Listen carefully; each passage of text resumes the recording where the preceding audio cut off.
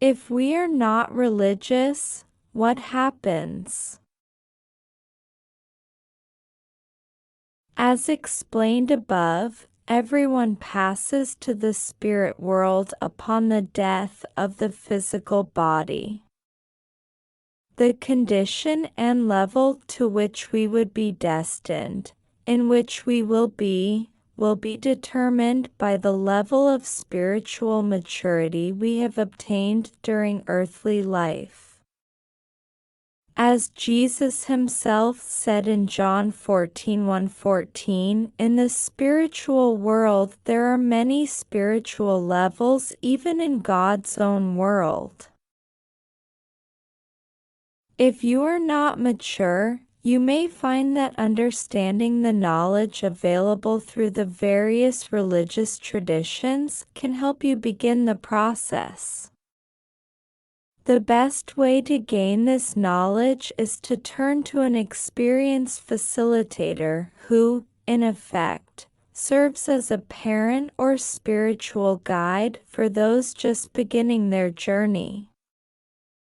Moreover, although the ideal place to grow spiritually is on earth, growth in the spirit world remains a possibility. However, in the absence of a physical body, growth is more difficult. The opportunity to experience the full range of love for children, conjugal love, and parental love, is ideally available only while on earth, so that we can gain substantial experience, through good deeds, of God's love in us, to share with others. Even love that has been misused or misdirected is best corrected in physical life, because there is the full range of physical and spiritual senses with which to act and communicate.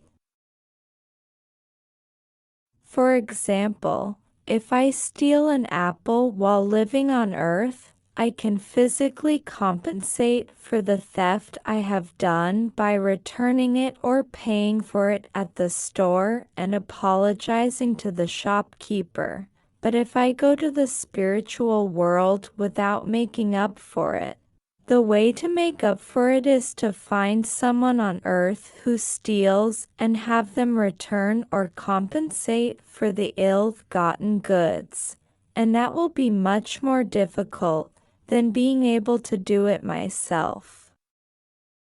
It's a trivial example, but it's a spiritual law of compensation required to grow and level up in the spiritual world.